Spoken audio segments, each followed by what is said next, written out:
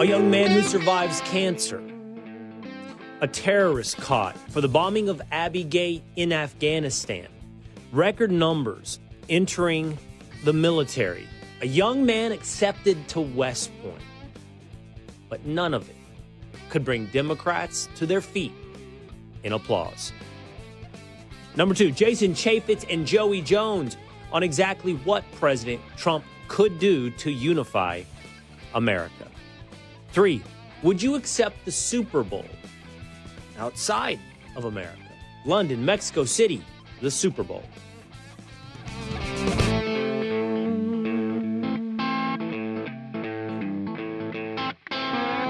It is the Will Cain Show, streaming live at foxnews.com, on the Fox News YouTube channel and the Fox News Facebook page. Always on demand by subscribing at Apple or on Spotify, or heading over to YouTube and Facebook and setting a reminder so that you know you can always be a member at 12 o'clock Eastern time of the Willisha. Last night, President Donald Trump gave a joint session of Congress. The room was pretty split. I mean, I don't know. It got at a 70% approval rating. Did you guys see that? By CNN and CBS standards, Donald Trump's speech last night got a 70% approval rating.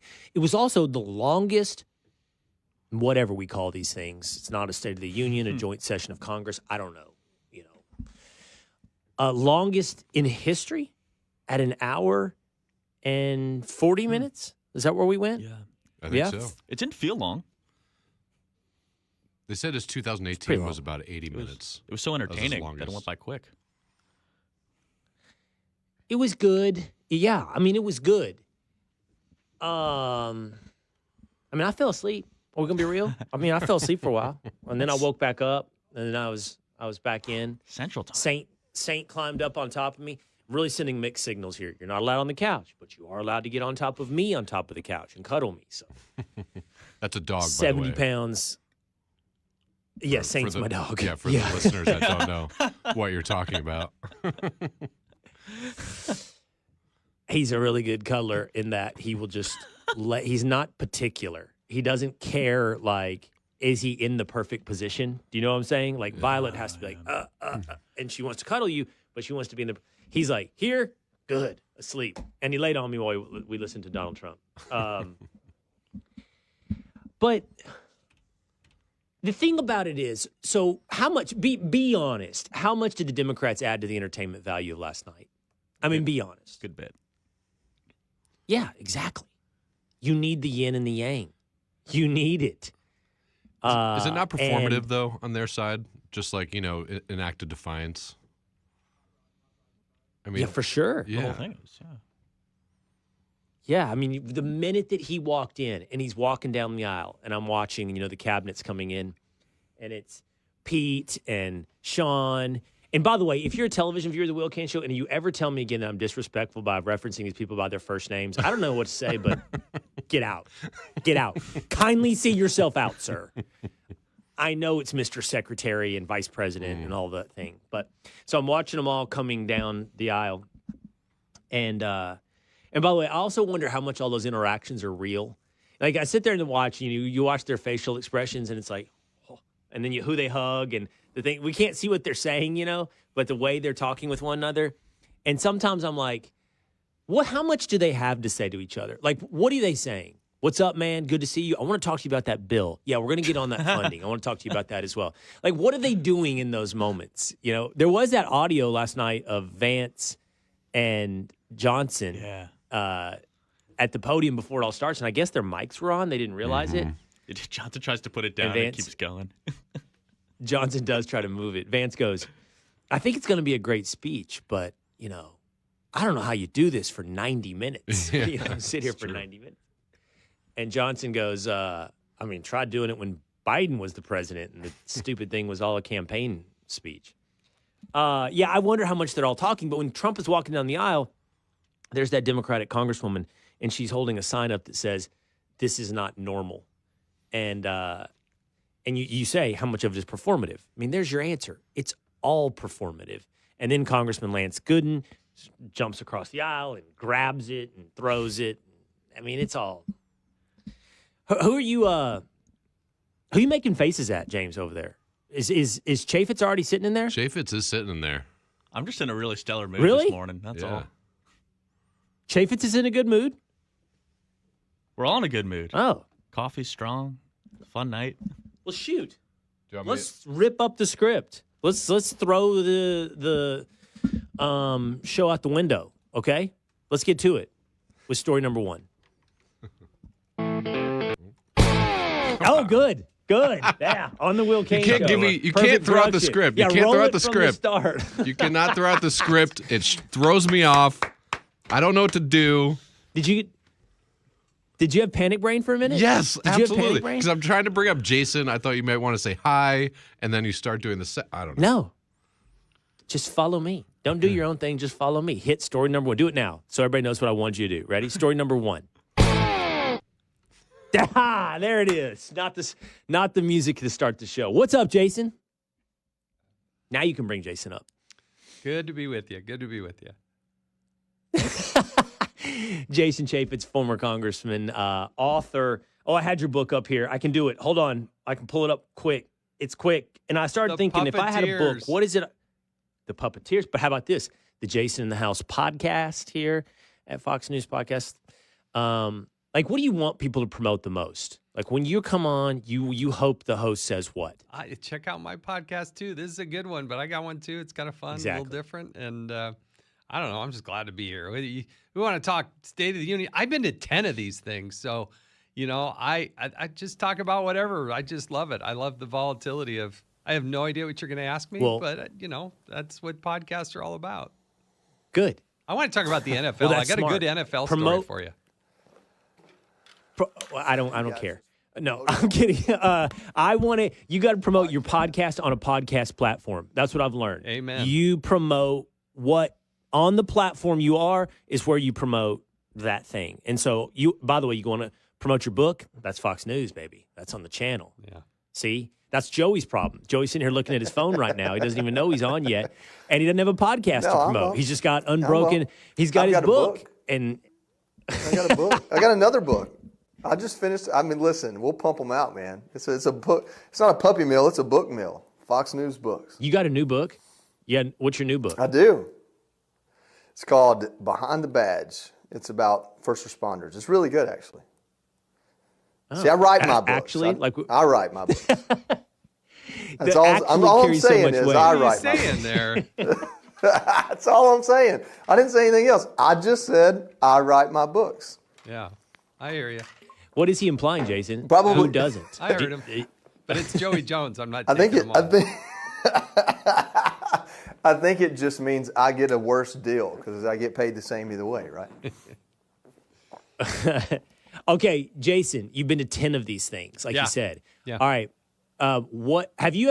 Did you work your way up to the aisle ever? Like, there's a lot of Republican congressmen. I did see Lance Gooden because he grabbed the Democratic congresswoman's sign that said this is not normal and threw it, Did you make a point of making your way up, to the I didn't crush the aisle, but I usually stuck around. Awesome. And even with President Obama, I shook his hand. I think that's part of being an adult and a professional and being a representative. And, and the first lady would walk in, even though it was Michelle Obama, I stood up. When they had first responders who'd gone through horrific things, and they were ordinary Americans doing extraordinary things, I stood up and applauded. And Donald Trump, I went to 2 of his, and he would come around, shake everybody's hands, and I got a great picture, like an awesome picture of him pointing at me, and we had got a good little discussion at the end, and he said, "Come see me. I want to talk to you." And I said, "Okay," and set up an appointment. And next week, I was in the Oval Office, meeting with him. It was kind of fun. And did he want to talk to you? Yeah. Was it a pointed conversation that he really wanted to have with you? No, it did. I told him, I said, "Mr. President, I got 7 things and nobody's ever talked to you about. I want to talk to you." And he knew something about all of them. It was amazing. He's just unbelievable that way. He gave me like 30, 40 minutes, and one-on-one with the president. It was amazing. So one more for you, Jason. So I am genuinely curious. So if you're up on the aisle and the cabinet and everybody's walking down and the president, what is that conversation like? I was watching Pete the Secretary of Defense, for those who think I'm being disrespectful, and others. And I was watching those like 30-second interactions he was having with congressmen. I'm like, what are they really talking about in 30 seconds? Like, how you been, man? They're just trying to get their cheese on the face, their face on the tube. That's all they're trying to do. There's no conversation there. There's like, hey, buddy, what's going on? And Pete, I'm sure Pete and Sean and the others that we know, there's Ratcliffe, he'd say, hey, come sit by me, or you got an extra seat? It's things like that. It's superfluous. It's just grinning. And it's kind of fun to see somebody that and worked with for, 8 years, all of a sudden they're sitting in one of the cabinet seats. That's fun. All right, Joey, listen to this. This, I don't know, this is clearly written. This is Donald Trump talking about what he can do to make Democrats happy, and he said, basically, there's nothing. Watch this line right here. This is my 5th such speech to Congress. And once again, I look at the Democrats in front of me, and I realize there is absolutely nothing I can say to make them happy or to make them stand or smile or applaud. Nothing I can do. I could find a cure to the most devastating disease, a disease that would wipe out entire nations, or announce the answers to the greatest economy in history, or the stoppage of crime to the lowest levels ever recorded. And these people sitting right here will not clap, will not stand, and certainly will not cheer for these astronomical achievements. They certainly seemed to validate that last night, Joey. They wouldn't. He could cure cancer, and they wouldn't stand and clap. I think that's. Maybe not for the cure of cancer, but they certainly wouldn't stand and clap for a young kid with cancer. We saw that. Right. I don't know what their strategy was. I guess they just want to come in there and look like a bunch of bumps on a log. I guess what they're trying to say is that there's no legitimacy to any of the good that he brings there. So they might be like, Laken Riley's family did go through a tragedy, but they don't agree with using Laken Riley's family. I don't know what their message was. Probably because they didn't get it out beforehand. They were like, we're going to hold our cards close to our chest. We're going to wear some colors, and there will be some things. And it was so disorganized. It was a great example of just where the Democrats are as a party. Yeah. Here's that moment you're talking about of a young kid who survived brain cancer and wants to be a law enforcement officer. And he's been made an honorary law enforcement officer, I think, by numerous police departments. And then last night, Trump's like, well, here's the best I can do. And the best that it can be done. So, Secret Service. We're going to make you an honorary member of the Secret Service. And the Democrats didn't find joy in this moment. But in 2018, DJ was diagnosed with brain cancer. The doctors gave him 5 months at most to live. That was more than 6 years ago.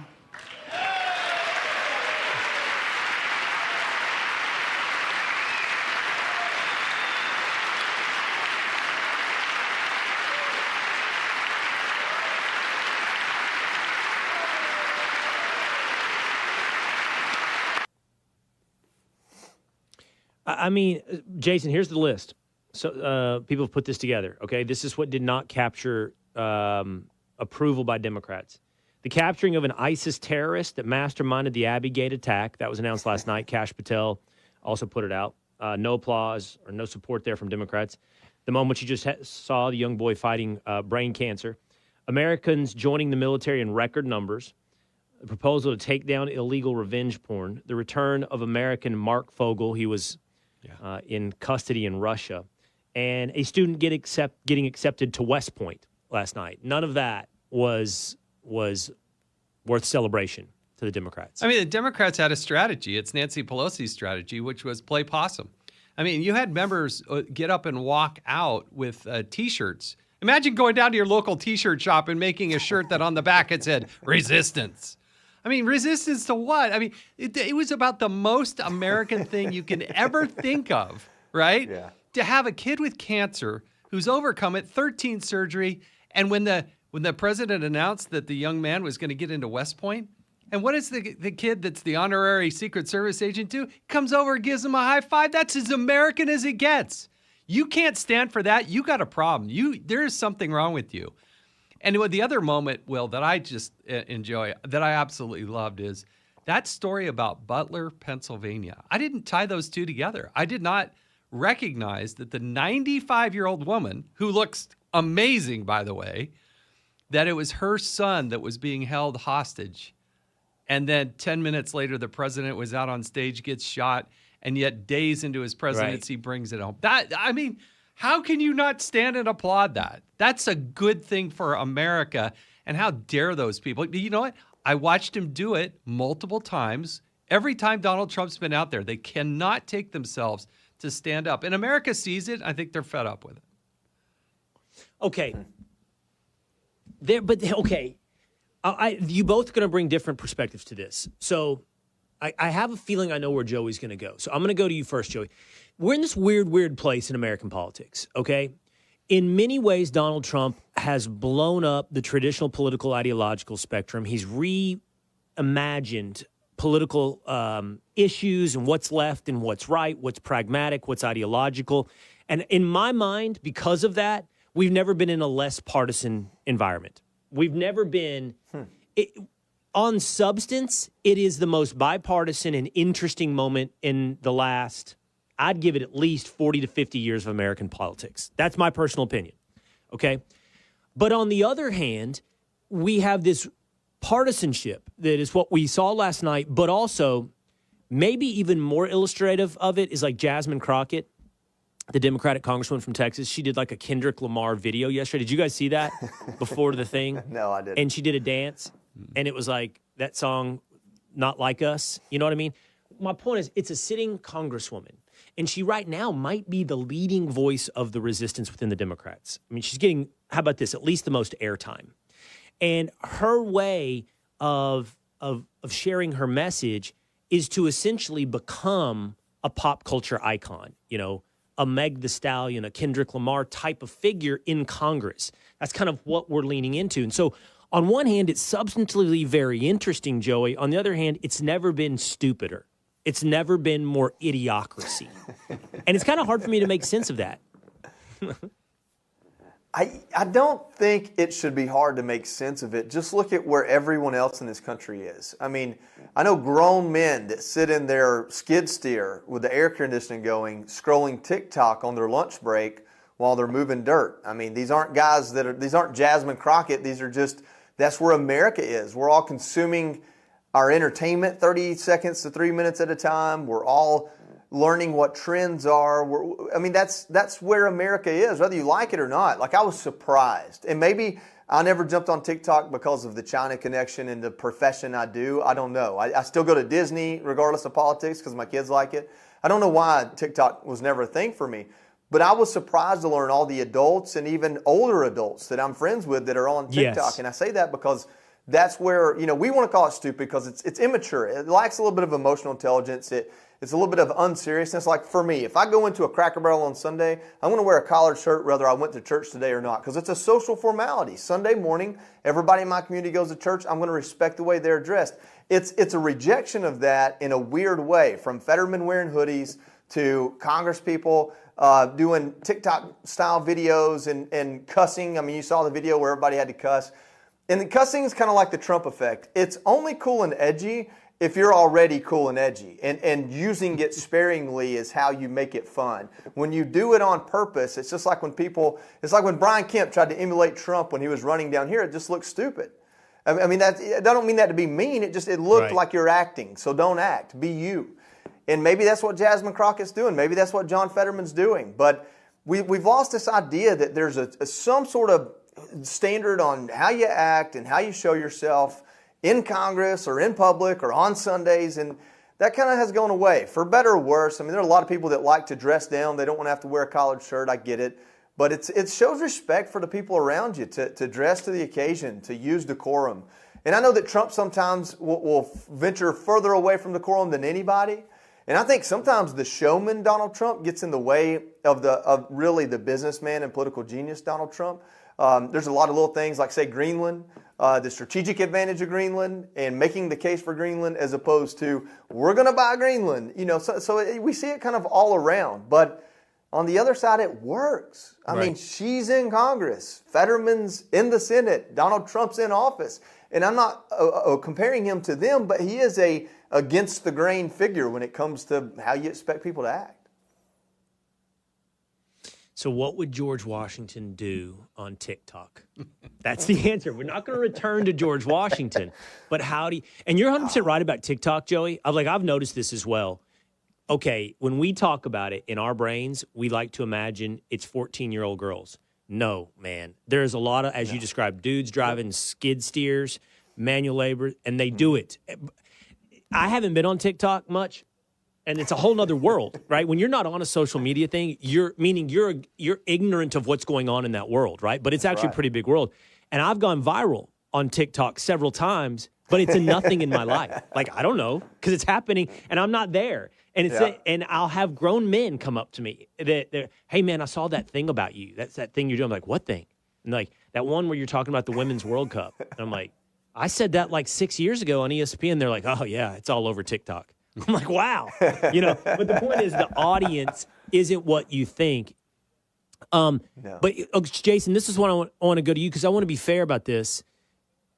When Democrats are in power and Barack Obama's president or Joe Biden and Marjorie Taylor Greene is yelling, you lie or whatever, the Republicans did their own performance at these things as well. Okay, they've done that. I do think last night might have been to the greatest level we've seen, wearing all the same color and sitting down and incapable of applauding anything. But partisanship is nothing new. No, it's nothing new. But here's the problem. The Democrats preach diversity, but they don't really actually enjoy or embrace diversity. They talk about inclusion. No, but they're not actually really going to do that unless you believe wholeheartedly exactly what you believe. So when they talk about, they're some of the least tolerant people you can imagine, but their brand is tolerance. And so the disconnect, I think, with the American people, not just their 20% base, but for the rest of America is, if you're going to resist Donald Trump at every single step, you're in large part resisting common sense and patriotism and love of flag and country and prayer and things that I think most Americans agree with. So they can take a partisan bent to it, but they don't have an effective spokesperson that can explain that, hey, we actually have a better plan on how to make your life better. And they don't have policies that follow through on that. Like, what do they want to do other than push back on being energy independent? And when you can't recognize, just honorable Americans, kids overcoming adversity, then you got something wrong with you. That's why there's this total disconnect. And they've never understood about Donald Trump is that he has a degree of authenticity that is off the charts. You may disagree with the tweet or something, something silly he says, on Truth Social about Greenland or something like that. But you feel like he's just telling you the way it is. Like it's his stream of consciousness. And that's refreshing because most of these people are canned. They do try way too hard to get out on the social media. And I think Instagram and TikTok have taken us in the wrong direction. I think people want to see Congress kind of be the adults in the room. And last night, Democrats took as far a step backwards as you could possibly be on that. Well, that's why I say, what would George Washington do on TikTok? I actually wasn't joking. Yeah. You're right. You're not going to be able to pretend like it doesn't exist. You're not going to be able to. And I think Joey's right. Like, in the end, you're going to have to acknowledge it works. So what can you do in that environment to elevate the environment? Because I agree with you. If you're an elected official, you shouldn't be trying to emulate Kendrick Lamar. You should be somebody that people are turning to on TikTok for something different than Kendrick Lamar. So I think that's – now, by the way, to your point, Jason, you said so many things I want to follow up on. It has to be authentic to you. Yeah. It has to be real and authentic to you, and that's what people do not appreciate about Donald Trump. But the point I want to follow up on the most, Jason, is you said partisanship is one thing, but when it appears that you're anti-American, that's beyond Republican and Democrat, and you're against these commonly held American ideals. And here's an example of really the only moment when Democrats did applaud last night, and it's when Ukraine came up, and then Trump called Elizabeth Warren Pocahontas. Watch. With no end in sight, the United States has sent hundreds of billions of dollars to support Ukraine's defense with no security, with no anything. Do you want to keep it going for another 5 years? Yeah, you would say Pocahontas says yes.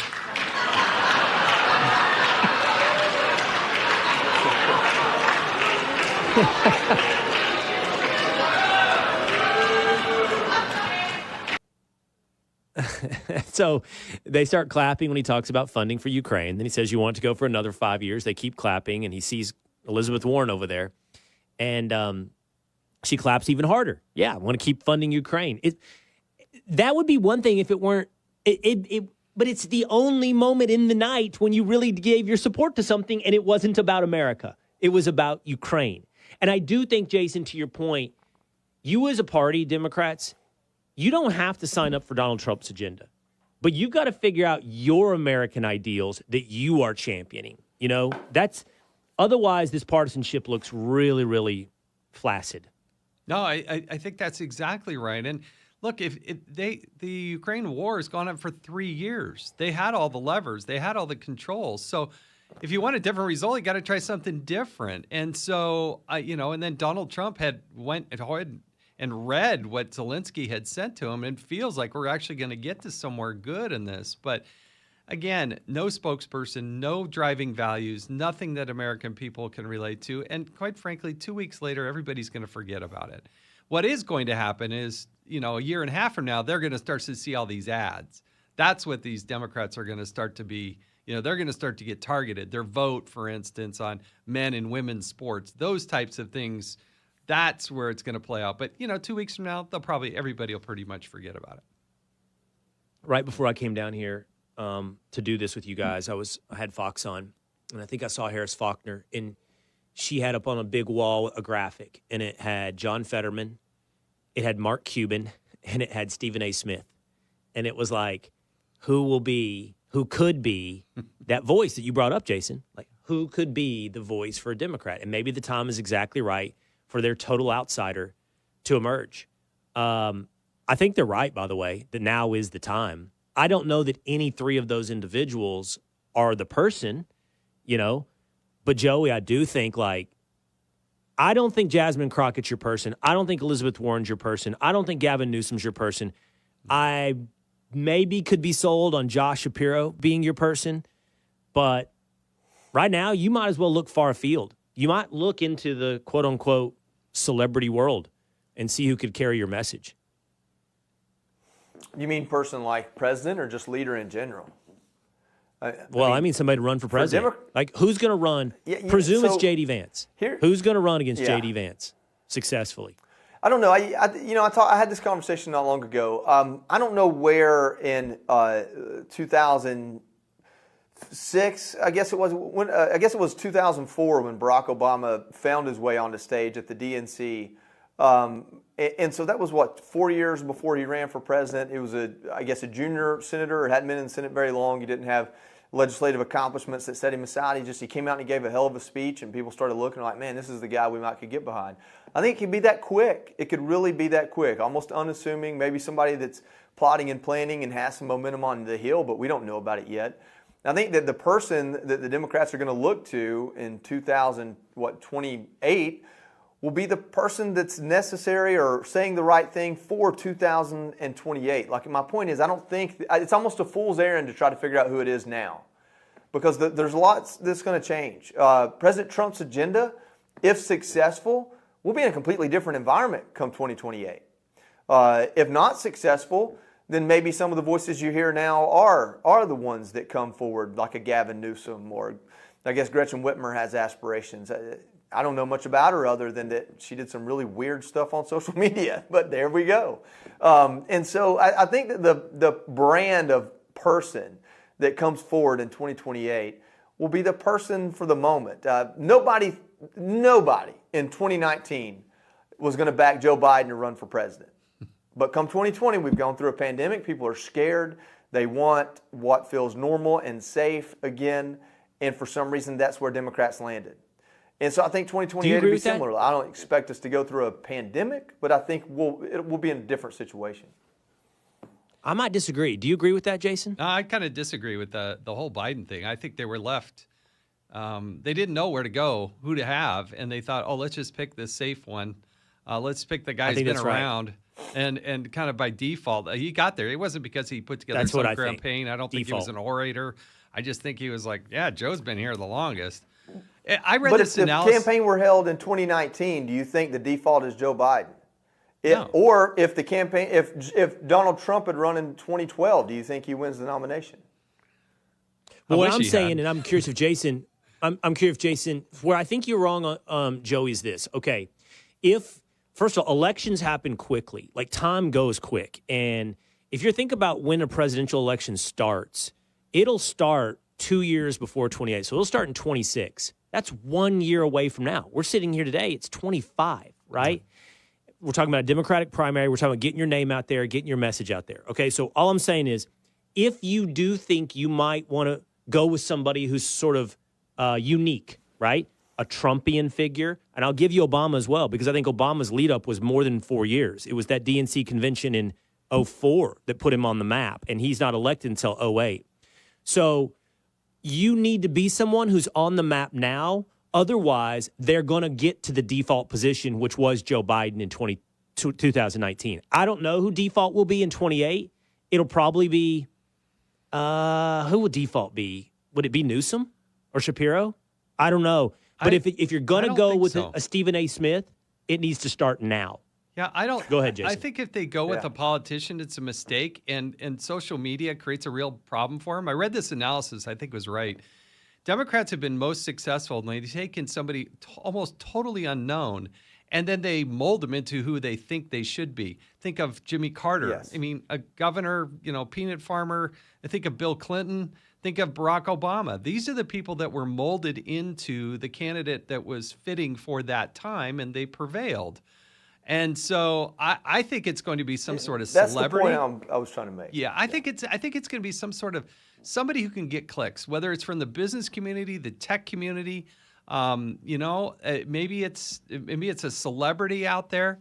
I don't know who's brave enough, because your world gets torn apart, and there are a lot of people that just flat out don't want to take that on. It's just not worth it to them personally. Well, also, a lot of those people, Jason, that we might have come up with, let's say we had this conversation 6 months ago. Right. They've actually gravitated into Donald Trump's orbit. Yeah. So Jamie Dimon gravitated. He could have been a Democrat. He's a name we should have been talking about. But now he's sort of in Trump's orbit. The Rock, Dwayne Johnson. There was people have talked about him in the past because, like you said, get clicks. He's a smart guy. In my opinion, he's a good guy. I don't know where he is in the political spectrum, but he seems to have been drawn further to the right. So many people have. And so I don't know how they run as Democrats unless they can draw that entire party that way. And truthfully, I know you laugh, Joey, like Stephen A., and I laugh at it too. I think it's silly. But his name is out there, and that's the first thing. But Stephen A. is getting pulled to the right. Have you not noticed? Like, he's getting pulled to the right. And maybe that's all good for somebody trying to ultimately be a Democratic national leader. I don't think it's enough to simply pick a celebrity, because Donald Trump was a celebrity because of his success, because of his leadership, because of his businesses, because he understood that with the brand Donald Trump has to come to back in the boardroom Donald Trump. So people were willing to take a chance on this showman because he had the receipts to back it up. And that's such a hard needle to thread. The Republicans could not recreate it today. Who's probably the second most popular leader in the Republican Party? I mean, depending on where you are with their rivalry, probably Ron DeSantis. Completely different personality. He has none of the riz that Donald Trump has. And that's not a hit against him. He doesn't have that inherent, you like that, right? That's my one TikTok video. He doesn't have that inherent people skills. But what he does have is he can get up on stage and talk past the press and to the people sitting. It may be J.D. Vance, but I think Ron DeSantis is very strong. And I don't think it's given that J.D. Vance would beat Ron DeSantis. But I get, of those two, J.D. Vance doesn't have the record to back it up, but he has the personality. Ron DeSantis doesn't have the Donald Trump personality, but he's got a hell of a record to back it up. And so now you've got what you want in Donald Trump split among two people. and they're going to have to battle it out. And so it's going to be so hard to recreate anything like what Donald Trump has done. I think what Jason said it very perfectly, what I was trying to say, which is that I don't know that we know the name as a name brand, we talk about them every day, person that the Democrats will put up there, but it'll be someone that they believe is ready for that moment. Probably a moderate, because that's what it's going to take. Because Donald Trump he's a populist. I mean, he's got more Democrats in his cabinet than possibly Biden did, because Biden had a bunch of war hawks. But if they don't change their process, they're screwed. I mean, they're absolutely screwed if they don't change their process, because Donald Trump rose organically, and he won the votes. Democrats bypassed that. They thought the party leadership would be smarter, and they ended up with the worst candidate. Well, who would party leadership pick today, Jason? On the Democratic side, probably Shapiro. I think if Shapiro had actually been the vice presidential nominee, that would have made it a lot tougher. I still think nobody was beating Donald Trump in 24. I just don't think anybody could have beat him. But I think it would have made it much more difficult, because I do think they would have taken Pennsylvania. So you think today it would be Shapiro by party leadership? And you know what? To be honest, Shapiro would fulfill that Obama-Clinton thing you guys were talking about a minute ago, because he's not a national brand. Mm-hmm. People don't know him, and he can be molded. Joey, here's what I like that you really said. Donald Trump was a celebrity because of his leadership, not the other way around. Not, you're a celebrity, therefore we want to make you a leader. So he was a business leader, and he was respected for something ahead of time. And the other thing I've had people argue to me, and I think it's correct, in talking about the Stephen A's or the Rocks or whatever it may be, or even Shapiro, for that matter, even Shapiro, everyone underestimates Donald Trump's issue set. They always talk about his personality and, the art of the deal. Mm-hmm. But the issue set that he championed was also unique. Yep. And it was antagonistic to a lot of the Republican platform, and it was incredibly popular. The border and immigration. That was Donald Trump he was talking about that stuff back in 14 and 13 when, Mitt Romney was looking at soft on that stuff. And there was articles after Mitt Romney lost, like, you need to be softer on immigration. The Republicans are going to lose Latinos forever if they don't figure out how to talk on immigration. And here comes Donald Trump on that issue.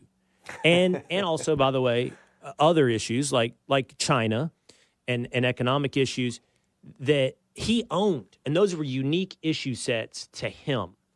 And I think whoever we're talking about has to. By the way, I think JD has his issue set.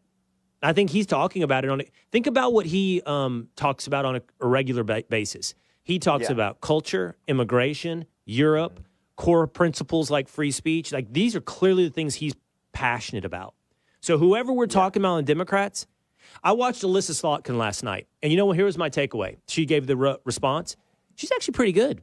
Like, I thought the way she spoke was not unappealing, but the things that she said, standard, fair, Democrat, same stuff we've heard, painted over a little more nicely in 15 minutes. She called him a threat to democracy. She said he's bullying trans kids. She just said it in nicer ways. And they've got to come up with their own issue set in addition to finding that person.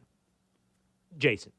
Yeah, I agree. Look, she did something real creepy. They had that vote. They had this vote on whether or not to have men in women's sports. She skipped the vote. So I think right there, she's just a fake. I've watched this. I've been in Congress. I know how it works. You get a tough vote, you skip it.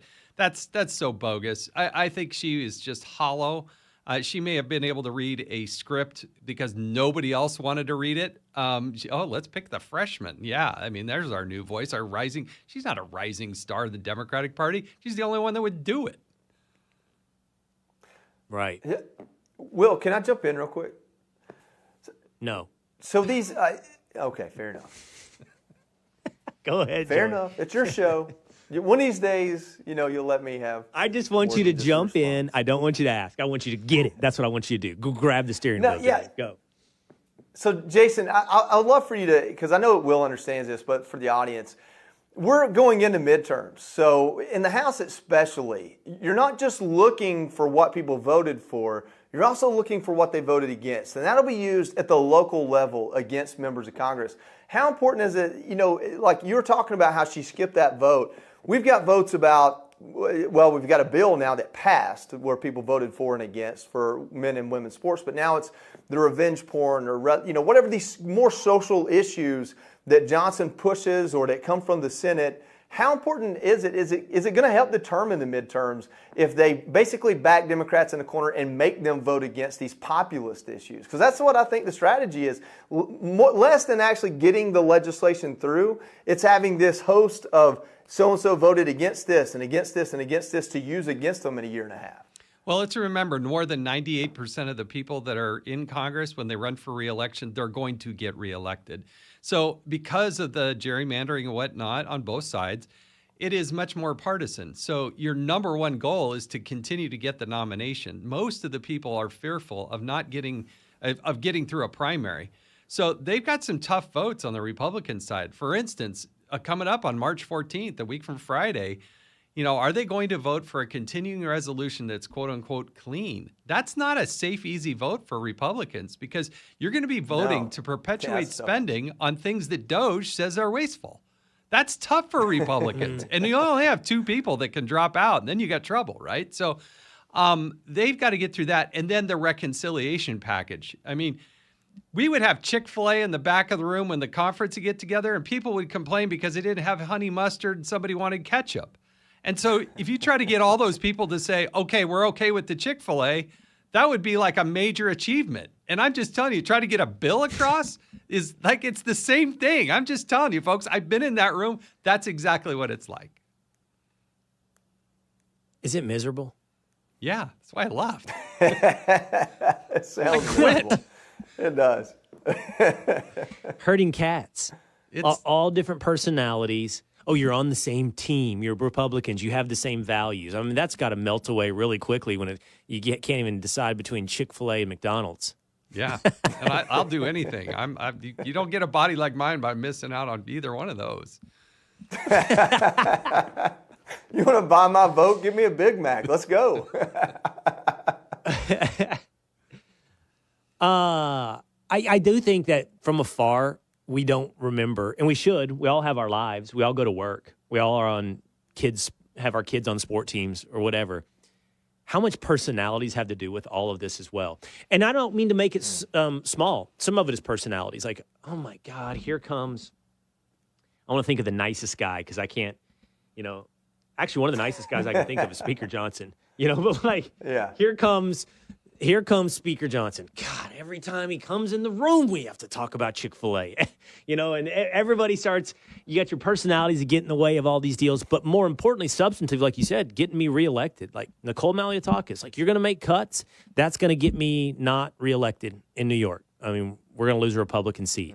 Versus Chip Roy in Texas. If you don't put cuts in, then what are we all doing here? I mean, like, how do you bring those two together? Yeah, so you got the SALT states, the state and local taxes. They want to have that raised. And you got a Chip Roy, who's a great conservative, who wants to cut things. So where do you find the balance? And everything can't be on Donald Trump. I went through that joint session of Congress. Unbelievable. This guy's only been in office, 35, 36 days? And that list looked like he had been there for 4 years. But you look at now, it can't always be on Donald Trump. At some point, the Congress has to realize, hey, this is a team sport. We got to come together. I'm not going to get everything I want. Regular order is out the door. But I'm telling you, I think it's very hard for Republicans to say the first 9 months, 10 months of the Trump administration is the status quo of the Biden budget. That's really hard to swallow as a conservative. I do want to hit this before we go. You guys are both pretty good on this. I don't know what Democrats think of their attack line is. Like, I don't think they've found it, and I think everything they've run out there, everything they've run out there is pretty weak. But the economy, I mean, I can tell you, when I do my show every day at 4 o'clock on Fox, I get honestly, I get voicemails, I get emails, I get everything from viewers. And you know what I'm starting to hear? The economy. Hey, inflation is not under control. It's not going well. The stock market is crashing or whatever. I think it's lost 3 or 4% in the last couple of days, right? And I mean, I think Trump acknowledges it when he says we're going to go through some hard times. It's going to be disruptive. It's going to be difficult. But his pursuit of tariffs, and I don't know, honestly, I'm just not economically smart enough. And I do read, and I do think that there are big social benefits potentially for tariffs, like the idea of bringing jobs home to America over a longer period of time. That hadn't happened overnight, though. That takes a while.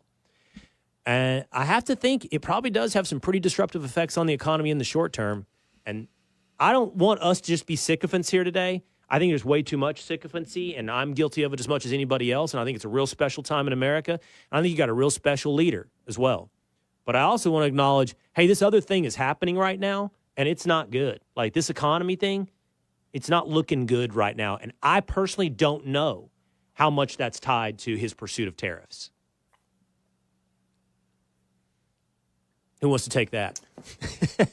Look, the economy. I'm happy to take it. Oh, go ahead, Joey. I Go was going ahead. to yield to Joey, Well, so that's good. Yeah.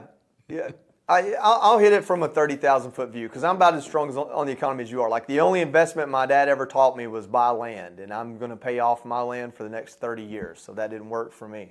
But what I will tell you is that I've said this since Donald Trump won the nomination, and it's kind of a two-part now. One of them is when Donald Trump won in 2016, the country wasn't broken. It was held back. It was all about deregulating, getting business started. That was, I don't want to say easier, but much quicker. I think Donald Trump's worst enemy is comparing the expediency of his successes felt in 2016 to the expediencies of them felt now, because now the country's kind of broken. The effects of COVID on our economy will be felt for decades just by paying off the debt of, was it $7 trillion just about in extra spending because of COVID? That's just an insane amount of money in a short period of time. And so now it's not about releasing the hounds. It's about rebuilding the kennel. Yeah, to make a terrible analogy work a little bit. It's about where does the money come from? We knew where the money was at and that wanted to be spent and energy or what have you in 2016. Now, where does the money come from? Where does the industry come from? And I think it's a completely different scenario than when Donald Trump came in. The biggest criticism economically on Obama was that he adhered himself to policies that made the recovery from recession so slow that it could have happened a lot faster. Donald Trump comes into office and he lets it go. He lets the floodgates go. That's not what's happened this time around. This time we've spent so much money, and then culturally we're so broken that we'll argue over everything. No one is stupid to the point that they don't understand the price of eggs is because of the mass killing of chickens. Democrats understand that. Republicans understand that. Eggs aren't going to get cheaper overnight. But also, Donald Trump basically said he would end the Ukraine war and fix inflation the day he went into office. So they're going to hold that over his head. You said the day you become president, you said you would end that war before you became president, actually. So are they legitimate attacks? He's a hyperbole guy. But you're going to have to show some return quick. And I just don't know that we're in a situation where return quick is even the best thing for the country. We'll have to, I hate that it's a wait and see, but I think it is a wait and see. I think it comes down to... And I think that's probably right, real quick. I think that's right. I don't think it's fair to think, you've been in office for a month, the economy should be fixed like that. That's not realistic. But I also think people don't live in reality, and you will pay the price. This is separate, by the way, from the tariff conversation. You always pay the price, regardless if it's your fault or not, economically. Politically, you do. The tariff conversation is a different conversation. Like, is it going to hurt the economy? To the extent that, Jason, and I'm sure you were educated this way, Jason, like tariffs are a tax, taxes hurt the economy, tariffs raise prices. I mean, economically, I understand that. I see Lutnick saying it's not true, and these kind of things.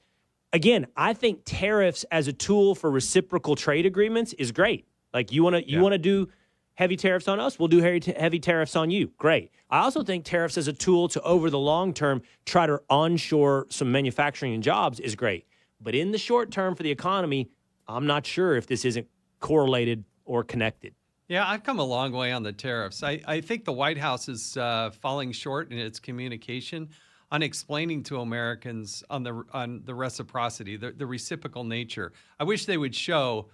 the president mentioned 100% tariff on cars going into India, and yet we have nothing on theirs. And so I'd like to see that like literally laid out, product by product by product, because under reciprocity. If it's zero, then we'll be zero. That seems fair to me. But I still think that for the average American, overwhelming number of them did not watch the state or the joint address to Congress. They just didn't see it, right? We're all paying attention to politics, but I guarantee you, most of the neighbors on my street, they didn't watch it. They don't care. It's all about safety and security. So I score high points for Donald Trump on safety, locking down the border, deporting people, getting after crime on the streets, the hearing Congress is having right now about getting, these sanctuary cities. I give them like off the charts. But people on the other side of safety and security care about their wallets.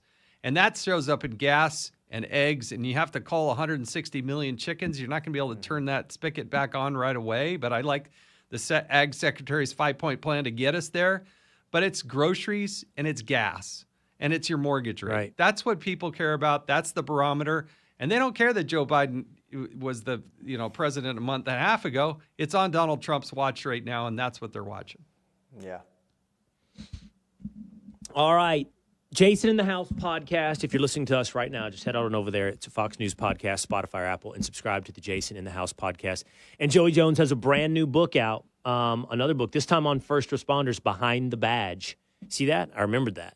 45 minutes later. It's not even in my notes. I remembered that. I appreciate that. I always appreciate you guys. Thank you for hanging out with me Thanks, for so Will. long. And Thanks, so, Joey. Unstructured and messy. I appreciate you guys just being a part of it. Thank you. There they go. Jason and Joey. All right. Let's keep rolling here. We have a meeting that 2 days and tinfoil and young establishment James all need to get to. So we're going to finish off today with an old colleague of mine at ESPN, Diana Rossini. I always like Diana. She's an NFL reporter. And she said this idea has been batted about in the NFL, and she's okay with it. How about an overseas Super Bowl? Listen. The NFL can't do a Super Bowl abroad. Can you make sure that doesn't happen? Why not? Why don't you want to do would it? suck. It's our game. Don't do that. I mean, look, coming off New Orleans, it's hard to imagine like the travel. Like if you took the logistics out of it, would you be into it? No. No. It's our game. It's America's game. You can't give the game to another country. The food in London sucks. The teeth. The teeth are bad. You're What going to if- have media members just complaining all week. Teeth are bad. You think the teeth would affect your the teeth enjoyment are bad of in the game? London. I'm They sorry. got They got are. bad teeth. Okay, what if it was in Italy and we got to eat really well? Perverts. Too many perverts. And what are the teeth like in Italy? Are you calling Italians perverts? I don't think that the NFL should do an overseas game for the Super Bowl. I'm open to it. That's Diana Rossini on Pardon My Take podcast. Can I just tell you, like, this is, I don't know if this is tells us something about our culture or the difference between doing sports and, I don't know what this says. I would say it was the year 2012. Okay, I'm at CNN. And CNN decides they're going to start doing these diners like Morning Joe used to do. Okay, yeah. And I go, and I can't remember where this diner was. And I had just read one of the Malcolm Gladwell books. I can't remember which one it was. But the book was I can't remember if it was Blink. It may have been Blink. And because it was about how you make decisions. And it was about a plane crash. And I think it was a Korean plane that crashed. Oh, yeah. And the story is that the pilot was making a mistake. But the co-pilots, the Outliers. and I think there's two of them in the It could have been in Outliers. It could have been in Blink. But I think it was in Blink. The co-pilots, I think there's two of them in the cockpit, did not feel like they could correct the pilot, even though they knew he was making a mistake. He was making a mistake and ultimately led to a crash. And because of hierarchy in their culture, they did not feel open to just the way the Korean culture works. Like he's a superior and you don't question a superior and you don't certainly, shout at him or tell him he's getting something wrong. And it ultimately led to this plane crash. So now I'm on the CNN panel. And do you guys remember the story about the Italian cruise ship that crashed? Yeah. You guys remember that? Yeah. It ran aground. Then it listed. And I can't remember if people died or how many people died. But I'm on that panel and I'm listening and I'm just, trying to be thoughtful. And I'm like, I wonder, if there's something, in Italian culture that could have led to a failure of leadership. And, I think I mentioned this thing I had read in one of Gladwell's books. And the media headline afterwards was, Will Cain says Italians basically can't drive boats. Or something like that. Like, That's awesome. that's how media does it, right? great. But here is Big Cat going, she goes, what about Italy? Too many perverts. I mean, how does the headline not read, Big Cat calls Italians perverts? He says a lot of You know? stuff. Well, Cuomo just announced he's running for mayor, so there could be a correlation there. Hey, What are you saying? yeah. There was a meme. Cuomo had a never. It's where You're there's a walking No, yourself explain down your a joke. corner. I didn't Please get explain it. Explain your joke. So Cuomo announced that he's running for mayor of New York City. He's actually polling very well, and the big meme on Twitter What's that have? was him, Uh-huh. and What's and the banner line says Cuomo. I'm not perverted. I'm just Italian. Oh. See, I was trying to box James into an I know. uncomfortable thing where he wasn't like, he's not going to get away with this, like half joke stuff, right? Because he's going to try to be safe. But you actually landed that plane. Yeah. Like that one,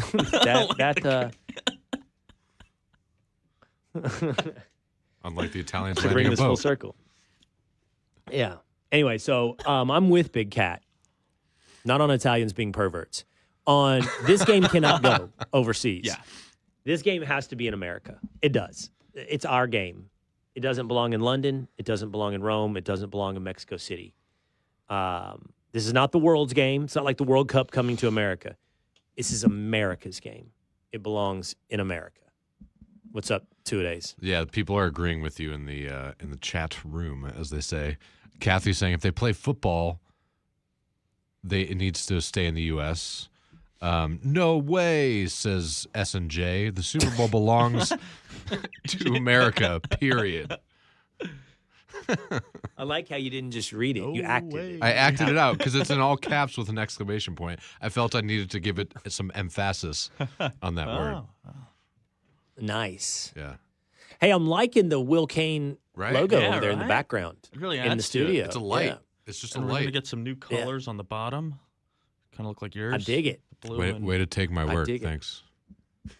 Well, it's Tiger's And then work. we got- Tiger's making it. Then we got Tinfoil Pat with a vacuum in the We background. need to get him a little. We need to get him a little background there. Is that a vacuum he has back there? Guitar? Up That's the little cool. stairs. Oh, that's a guitar. Yeah. Bass. Oh, it's a bass. What should we do with the Oh, background? really? Can you play that? Can you play that thing? Not now because my hands are all arthritic, but yeah, I used to be able to. Slap of the bass? Yeah. We'll start a Will Cain Show band. Pick at the bass. I did. Pick of the bass, man. Yeah. Yeah. We've got two. I don't know got- what James can do. I can do can- nothing in a band. He I'm plays fluent piano. in piano. He So plays piano. Anything there. For real? Yeah. I heard him play. He's really good. You name the song, I'll Wow. play The it. three of you should really put some music together for this show. Like, what's Right. going on? You want to play tambourine for us?